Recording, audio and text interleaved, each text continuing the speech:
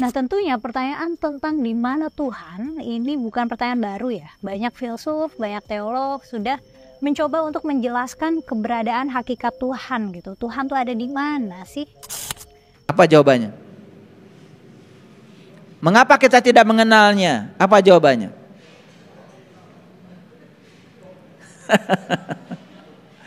Mengapa kita tidak mengenalnya? Satu, karena kita selama ini tidak pernah mencari. Bukankah kita mengenal dia itu harus di tempat di mana dia ada? Betul nggak? Ulangi lagi. Untuk mengenal dia harus di tempat di mana dia ada. Nah, kalau kamu nyari Tuhan di mana? Gimana kamu mengkonsepkan Tuhan? Atau itu nggak relevan buat kamu? Jika Tuhan tidak bisa ditemukan dengan pasti dan tidak juga bisa didefinisikan secara presisi, secara akurat, apakah perlu berusaha keras untuk tetap mencari sesuatu yang nggak bisa dicari? Tidak usah kecil hati bagimu. Ayo cari, gitu. Tuhan tidak bisa diindra. Sepakat ya? Sepakat. Karena itu jalan satu-satunya untuk membuktikan Tuhan adalah dengan rasio. Betul kan? Betul ya? Sepakat ya? Oke. Karena itu berarti rasio itu tergantung pada sesuatu yang diindra.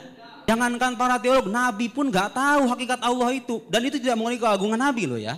Tuhan tuh ada apa enggak gitu loh. Ada yang suka nawar-nawarin surga. Dia sendiri gak tahu surga itu apa. Masuk saja belum. Calo bukan itu. Ada yang suka nakut-nakutin neraka. Tanya, kapan lu pulang dari sana? Kalau ada orang bertanya, kenapa orang Islam, misal yang telah beriman tapi melakukan perbuatan buruk selama hidupnya, masih berpeluang masuk surga? Sedangkan orang-orang yang tidak beriman, yang baik selama hidup di dunianya, kok diancam dengan neraka? Paham maksud saya? Celilitan. Itu tuh di Pasir Koja ngomongnya begitu.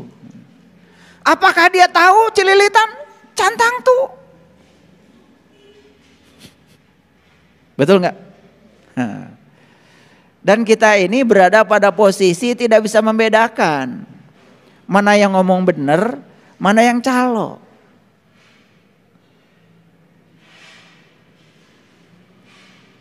Bahkan kita tidak pernah menuntut bukti. Betul nggak? Coba jelaskan, Cililitan itu sebelah mananya Jakarta? Ada apa di sana? Nggak pernah. Betul nggak? Nggak apa-apa itu, nggak usah ditanya kalau Cililitan. Kampung Rambutan nggak usah ditanya. Tapi jalan pulang kita, masa depan kita harus harus terbukti sekarang. Harus terasa sekarang, harus dibuktikan sekarang. Oke, baik lanjut lagi. Jadi manusia bersama dengan Allah. Dekat nggak Allah? Kata siapa Allah dekat? Kata Allah. Bahkan Allah bilang, aku lebih dekat kepadamu melampaui dekatnya urat nadi lehermu. Wa nahnu aqrab ilaihi min hablil warid. Jadi pertanyaan saya ulang lagi. Perlukah kita mendekatkan diri kepada Allah? Tidak. Yang diperlukan adalah sedekat itu Allah dengan kita, kok kita tidak mengenalnya. Itu aja.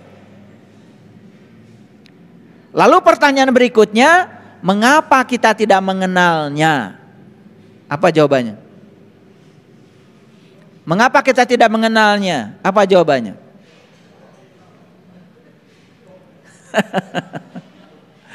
Mengapa kita tidak mengenalnya?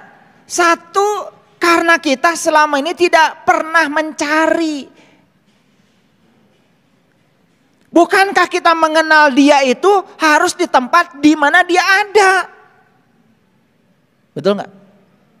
Ulangi lagi. Untuk mengenal dia harus di tempat di mana dia ada. Masuk akal penjelasan saya? Nah, Allah itu ada bersamamu, lebih dekat kepadamu daripada urat nadi lehermu. Itu alamat dari Allah. Berarti untuk mengenalnya harus di tempat di mana dia ada. Ada di mana dia? Ada bersamamu.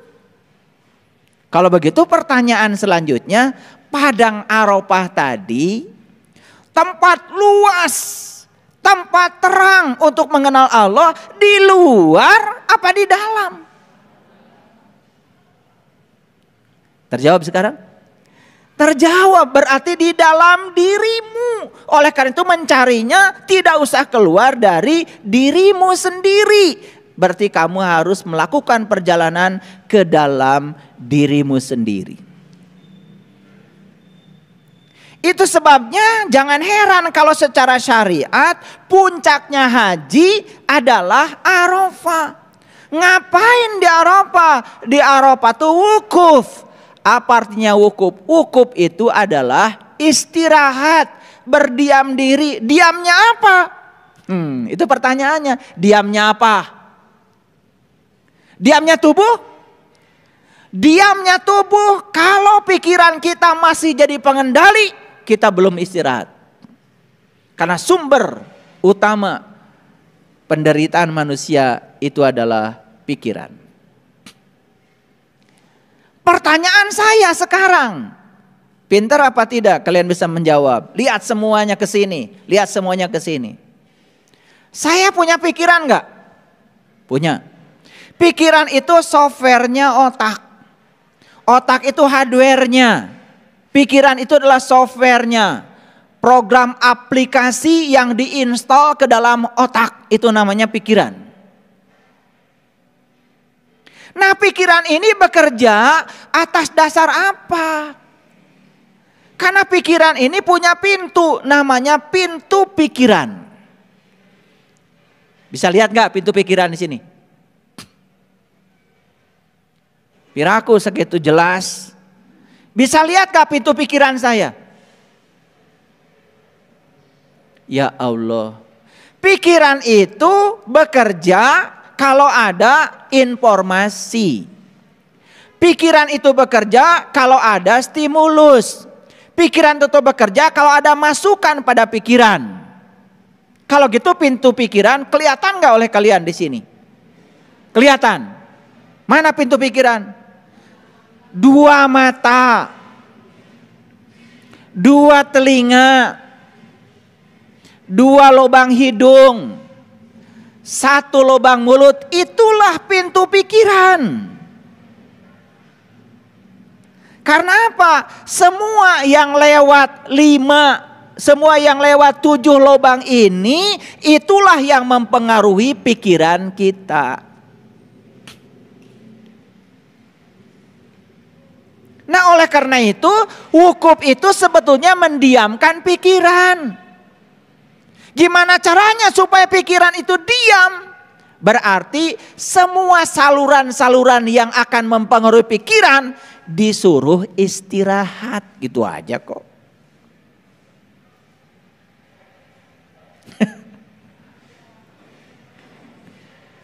Ini teh ngerti enggak? Ya kalau ngerti dilanjutkan. Pikiran ini akan sibuk ketika ada masukan. Coba, masa perlu dibuktikan? Begitu melihat sesuatu, langsung kan pikiran tuh sibuk. Betul nggak? Lihat sepatu baru, bagus, hayang. Betul nggak? Iya. Lihat orang pakai baju yang bagus, hayang. Lihat orang piknik ya, karena di share ada foto cenah ieu teh babaturan urang keur di Bali, hayang. Betul nggak? Kan informasi masuknya dari situ, ditambah lagi dari sini, ditambah dari sini, betul nggak? Lagi ngaji kayak gini, tiba-tiba pelangsang teh ya, goreng peda,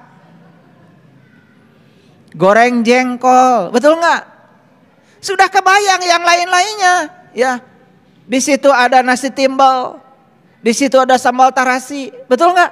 Iya, langsung pikiran itu bekerja. Yang gitu saja kita itu kadang-kadang gak pernah bisa mikir. Jadi wukuf itu di mana? Di padang Arafah, di padang pengenalan. Mengenal siapa? Terserah yang mau kalian kenal apa. Kalau yang mau dikenal adalah Allah, ya padang Arafahnya berarti di sini. Karena Allah sudah bilang, aku bersamamu, lebih dekat kepadamu daripada urat nadi lehermu. Jadi kalau kita ingin wukuf yang sebenarnya, datanglah ke sini melakukan perjalanan ke dalam. Maka wukuf artinya diam. Diamnya apa? Bukan diamnya badan. Yang paling utama adalah diamnya pikiran. Kapan pikiran akan diam? Ketika semua sumber-sumber yang membuat pikiran ini terus-menerus bekerja, alirannya dihentikan. Saat itulah terjadi namanya wukuf. Nah, ketika pikiran itu sudah berhenti dan istirahat, itu namanya semedi. Pada saat semedi seperti itu, maka kesadaran murni dalam diri akan muncul. Apa kesadaran murni itu? Kesadaran murni itu adalah sang kebenaran sejati. Ada kata-kata bagus yang belum mungkin kalian pahami. Kalau saya mengatakan begini, kalau ada masalah, serahkan seluruhnya pada Sang Pencipta. Ngerti nggak? Ngerti apa tidak? Manggut-manggut. Ngerti apa tidak? Kalau sudah ngerti saya tanya lagi, siapa Sang Pencipta itu? Siapa? Siapa? Tuh kan can ngerti. Makanya jangan dulu manggut-manggut. Kalau ada masalah, serahkan kepada Sang Pencipta. Pencipta apa? Pencipta masalah. Siapa pencipta masalah? Pikiran. Nukie wecan ngerti. Gimana ini ngaji selama ini? Lihat saya semuanya. Kalau ada masalah, serahkan kepada Sang Pencipta. Pencipta apa? Pencipta masalah. Ayo, lihat saya semuanya. Apa sih masalahnya, Bu? Masalahnya saya sakit hati. Kenapa? Karena dia menghina saya. Oke, kita urai. Kenapa ibu sakit hati dihina orang? Karena ibu punya keinginan orang itu memuji ibu. Ketika dia tidak memujinya, ibu nyeri hati. Ari kahayang batur jika kitu teh tisaha. Tisaha. Ti pikiran sorangan, siapa pencipta masalahnya? Ya pikiranmu. Makanya kalau punya masalah, serahkan masalah pada pencipta masalah. Itulah Sang Pencipta. Paham? Gimana cara menyerahkannya? Diselidiki, ya di mana masalah teh? Ternyata sakit hati saya bukan salah orang.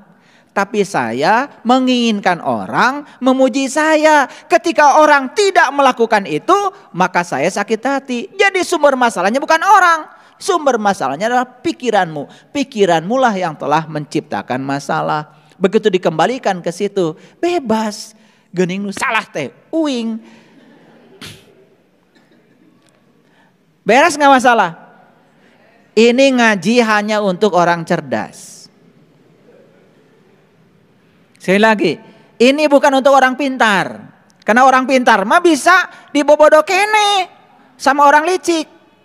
Orang licik juga masih bisa dibobodo kene ku orang jahat. Betul gak? Orang cerdas mah moal bisa dibobodo. Ari pintar ti mana? Pintar mati sakola, disebutnya intelektual. Ari cerdas di mana? Cerdas itu dari kesadaran spiritual. Jadi jangan dikira loh yang sekolah sudah mencapai tingkat akademik yang paling tinggi itu cerdas, belum tentu. Secara intelektual mungkin saja dia punya banyak pengetahuan, tetapi dari sisi kesadaran boleh diuji. Makanya banyak yang sekolahnya tinggi, tetapi dalam prak-prakan kehidupan mah telulus. Sekolah tinggi tapi tetap mencuri, namanya korupsi. Kenapa orang korupsi? Karena dia merasa kekurangan. Kenapa merasa kekurangan? Karena dia serakah. Kenapa serakah? Karena tidak merasa berkecukupan. Kenapa tidak merasa berkecukupan? Karena dia goblok. Awas ya, ini enggak kasar. Bahasa Inggris ya. Awas, saya tidak ngomong bahasa lain. Bahasa Inggris. Paham? Awas ya, jangan salah tangkap.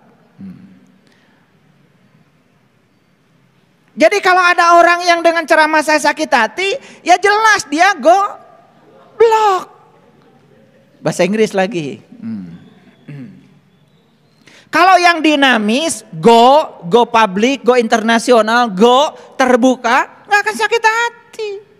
Karena tidak ada blok dalam dirinya. Nah, blok itu sering disebut blocking. Makanya ada namanya mental blocking. Nah, mental blocking itu artinya ketika dinasihati dia selalu menolak. Kenapa? Karena dia punya blocking dalam dirinya. Kalau main poli ada orang nyemes di blok, halus eta mah. Ame balik deui bolana. Tapi kalau dinasihati di blok, kamu akan kehilangan kesempatan untuk menjadi orang yang sadar. Banyak kah yang dinasihati cari-cari pembenaran? Banyak kah? Baik kalau gitu, di mana padang Arafah? Di tempat di mana Allah menunjukkan dirinya. Allah sudah ngasih alamat tadi. Oke, oleh karena itu mari kita buka. Mohon dihidupkan dulu infokusnya. Lihat dulu semuanya ke sini. Semuanya supaya sadar. Karena judul ceramahnya adalah menyadari padang Arafah dalam diri.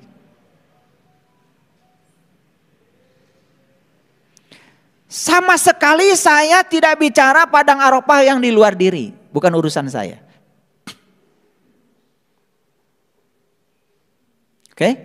Baik, kita lihat ayat ini.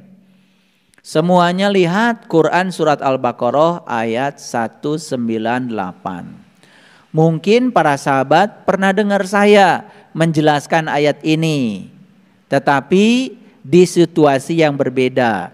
Di kesadaran saya yang berbeda. Oleh karena itu jangan kecil hati. Kalau saya membahas ayat di hari yang berbeda, itu pasti saya membahas ayat di kesadaran saya yang berbeda. Oleh karena itu pasti akan ada yang berbeda. Ya, lihat sekarang. Saya akan bacakan perlahan. Saya akan terjemahkan dalam bahasa yang kalian mengerti. Karena apa? Ini yang saya bacakan tuh surat. Surat itu harus dibaca dan dimengerti isi suratnya. Bukan sekedar dibaca. Kalau kalian dapat surat cuma dibaca saja, gak ngerti isi suratnya. Setelah dapat surat, kalian tidak ada perubahan apa-apa. Paham? Buang-buang waktu saja. Lihat sini semuanya ya. Laisa alaikum. Sering diartikan ya, laisa alaikum junahun antabtagu. Sering diartikan ya, tidak ada dosa bagimu untuk mencari karunia, dalam tanda kurung rezeki hasil perniagaan. Itu tanda kurung. Gak ada di sini urusan rezeki hasil perniagaan. Makanya kalau menafsirkan Quran jangan pakai akal. Jangan pakai pikiran, apalagi persepsi. Tafsir Quran tuh bil Quran. Biarkan apa adanya, jangan diganggu oleh pikiran-pikiran kita yang apalagi berkepentingan. Karena di ayat ini jelas dikatakan laisa alaikum junahun antabtagu fadlan. Tidak ada dosa bagimu mencari keutamaan. Jadi fadlan itu keutamaan. Mir rabbikum, dari Tuhanmu. Jadi ayat ini jelas sedang berbicara, hey, orang-orang yang ingin mendapatkan keutamaan dari Tuhannya, tidak ada dosa bagimu. Tidak usah kecil hati bagimu. Ayo cari, gitu. Pertanyaannya apa? Pertanyaannya apa sih yang disebut dengan fadlan mir rabbikum? Apa sih keutamaan dari Allah? Apa sih keutamaan dari Tuhan? Mana yang paling bagus? Cari rezekinya, cari ilmunya, cari hartanya, atau cari Allahnya? Itu yang sudah dijelaskan dalam perang Baratayuda. Kenapa pasukan Kurawa kalah sama pasukan Pandawa? Salah yang diminta, itu aja. Pihak Pandawa gurunya Krishna, pihak Kurawa gurunya Krishna. Waktu mereka berdua, dua kelompok ini datang sama Krishna, beda permintaan. Karena Krishna seorang raja, Krishna punya tentara, Krishna punya senjata, yang diminta oleh Kurawa saat mau berperang apa? Minta senjata dan tentara. Dan yang datang duluan sama Krishna itu bukan Pandawa. Yang datang duluan sama Krishna itu pihak Kurawa. Kurawa mencerminkan keserakahan, mencerminkan ketamakan, mencerminkan ingin segalanya. Itu Kurawa. Pandawa cerminan dari kebijaksanaan. Pandawa itu cerminan dari kearifan. Pandawa itu cerminan dari kerendahan hati. Makanya yang datang kepada Krishna pertama kali adalah Kurawa. Saat itu Krishna sedang tidur nyenyak. Bisa nggak kalian menebak? Ini Kurawa datang kepada Krishna, duduknya di sebelah mana? Duduknya di sini, dekat kepalanya Krishna. Itu Kurawa. Selalu ingin dekat dengan kekuasaan. Makanya siapapun yang selalu menjilat dan ingin dekat dengan kekuasaan dan selalu ingin mendapatkan berkah kekuasaan, itulah Kurawa. Gak lama yang kayak gitu tuh hidupnya. Padahal itu cara duduk yang paling bodoh. Karena nanti kalau Krishna bangun tidur, gak kelihatan. Setelah pihak Kurawa datang pada Krishna, dia tinggal di sebelah sininya Krishna. Dan pihak Pandawa datang. Di mana duduknya kira-kira Pandawa? Yang rendah hati itu tidak pernah pengen duduknya di depan. Tidak pernah pengen dipuja, dipuji, enggak. Duduknya di ujung kakinya Krishna. Cara duduk aja udah beda. Makanya lihat, mohon maaf. Banyak sekali ya. Begitu seseorang berkuasa ingin dekat. Muji-muji. Geli lihat orang gitu. Tapi gak apa-apa sih. Pengennya begitu. Paham? Kemudian bangunlah Krishna. Saat Krishna bangun, yang pertama kali disapa dan ditanya, siapa? Pandawa. Tetapi yang luar biasa dalam episode Baratayuda itu, yang menjawab pertama kali adalah Kurawa. Gitu. Orang serakah itu gak ditanya aja ngejawab. Kan ada orang yang suka cerita dirinya. Saya punya rumah sekian, mobil sekian, gak ditanya.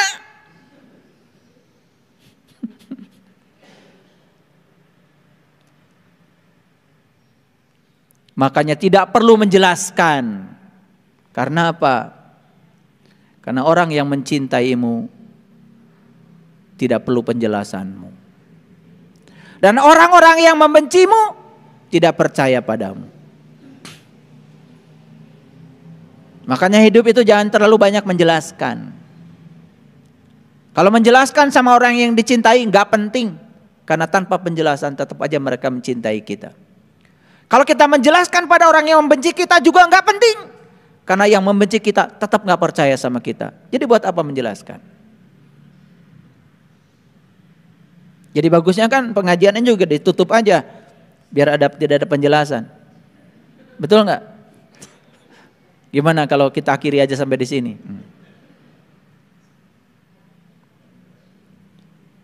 Baik. Begitu Krishna bangun, yang pertama kali disapa adalah Pandawa. Tetapi yang jawab Kurawa. Di situ juga sudah kelihatan. Jadi episode Bharatayuddha itu sebetulnya bukan cerita nyata di masa lalu. Itu adalah bagaimana seorang sastrawan hebat itu menceritakan potret kehidupan manusia dari zaman ke zaman, manusia gitu dan gitu saja. Kurawa dan Pandawa. Kurawa dan Pandawa itu tidak ada di luar diri kita. Kurawa dan Pandawa semuanya menyatu dalam diri kita. Makanya kalian kadang-kadang jadi Kurawa, kadang-kadang jadi Pandawa. Banyakan mana, seringan mana? Ya udah pasti. Gak usah ditanya sebetulnya. Jadi perang Bharatayuddha yang sebenarnya itu adalah di padang Kuruksetra. Padang Kuruksetra itu jasmani kita di sini. Itu yang menyebabkan kenapa kita terhambat untuk bisa menyadari keberadaan padang Arafah dalam diri. Kenapa terlambat? Kenapa terlambat wukuf? Kenapa? Karena kita masih berperang. Belum selesai dengan diri kita sendiri. Pandawa dan Kurawa masih seperti itu. Lalu saat itu juga kemudian ditanya, apa kepentinganmu menemui aku? Kata Krishna. Yang pertama kali menjawab dan presentasi adalah Kurawa. Tuan Guru yang mulia, kedatangan kami di sini, kami mau meminjam seluruh tentaramu dan seluruh senjata yang kau miliki. Oh, keserakahan. Karena dia berpikir kalau tentaranya Krishna diambil semua sama Kurawa, senjata Krishna diambil sama Kurawa, dia akan menang perang. Itulah kebodohan. Karena dia berpikir di level materi. Pihak Pandawa berpikir sudah di level energi. Setelah selesai dan Krishna mengatakan silahkan seluruh tentaraku milik Kurawa. Seluruh senjata yang ada di gudang yang dijaga tentaraku miliknya Kurawa. Yang terakhir Krishna berbicara kepada Pandawa. Apa kata Krishna? Seluruh senjata dan tentara sudah diambil oleh kakakmu. Dan satu-satunya yang tertinggal adalah aku. Apa kata Pandawa? Justru itu yang aku butuhkan. Cukuplah Tuan Guru menjadi sais. Pintar? Pintar apa tidak? Pintar. Kalau Krishna di pihak Pandawa, jadi saisnya Pandawa, naik kereta kerajaan. Apa mungkin tentaranya Krishna nembakin Krishna? Ini namanya cerdas. Kalian tuh makanya cerdas dikit deh. Makanya banyak yang sering minta konsultasi sama saya, konsultasi ini itu. Saya bilang, oke, saya mau jadi sais kamu. Tapi mau gak kamu ngikutin saya? Sam'an wa ta'an. Mau gak ngikutin pola pikir saya? Tapi karena pola pikir saya akan melampaui pola pikir kamu. Out of the box. Beda dari pikiran. Kalau yes, ayo. Kalau enggak, jangan. Karena berbahaya kalau saya jadi saismu. Ya sudah, terjadilah perang Bharatayuddha. Apa yang terjadi? Siapa yang menang? Pandawa. Karena Pandawa itu tidak butuh tentaranya, tidak butuh senjatanya. Yang dibutuhkan oleh Pandawa adalah Krishnanya. Seperti itulah banyak sekali manusia kepada Tuhan. Minta rezekinya, minta ilmunya, minta rahmatnya, minta berkahnya, minta ini, itu, banyak sekali doanya. Tetapi tidak ada yang minta Allahnya.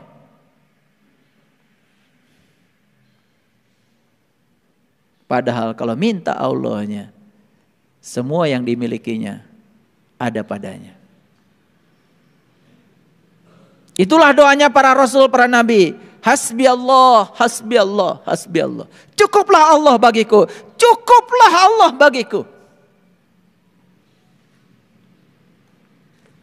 Maaf. Berapa sering kalian minta ini itunya dari Allah, tetapi kalian tidak pernah minta Allahnya. Padahal yang dicontohkan oleh para nabi, para rasul, cukuplah Allah, cukuplah Allah. Coba doamu disingkat saja, hasbi Allah. Tetapi dengan energi yang kuat, cukuplah engkau ya Allah, cukuplah engkau bagiku, hasbi Allah, hasbi Allah. Dipanjangkan sedikit, hasbunallah wa ni'mal wakil, ni'mal maula wa ni'man nasir. Itu pelajaran yang sangat luar biasa dari episode Baratayuda, dari episodenya Al-Quran. Makanya di sini, di ayat ini saya akan cerita itu. Laisa alaikum junahun abtagtagu fadlam mirabikum. Tidak ada dosa bagimu mencari keutamaan dari Tuhanmu. Keutamaan yang paling besar dari Allah adalah Allah itu sendiri. Paham sekarang? Paham? Lihat ayat selanjutnya, lebih keren lagi. Faiza afadtu min Arafah. Kalau kamu ingin mendapatkan keutamaan dariku, kata Allah, ayo kita jumpaan. Ayo kita ketemuan. Dan Allah sudah menentukan di mana kita bertemu, di padang Arafah.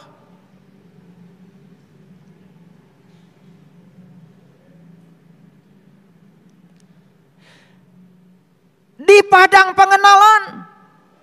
Karena Allah sudah ngasih alamat kepada kita. Wa huwa ma'akum aina ma kuntum. Aku selalu bersama kamu dimanapun kamu berada. Aku lebih dekat kepadamu melampaui dekatnya urat nadi lehermu. Bahkan aku tidak pernah jauh dari dirimu. Walau sedetik pun.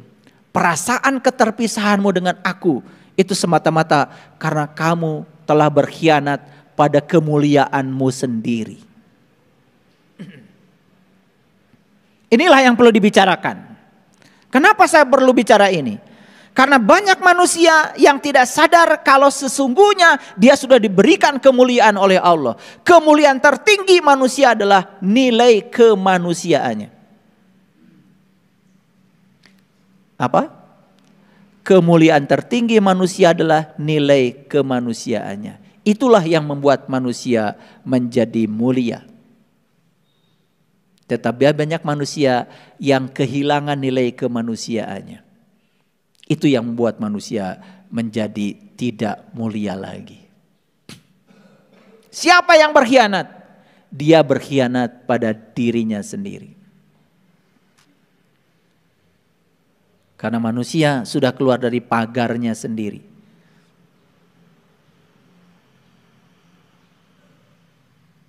Itu.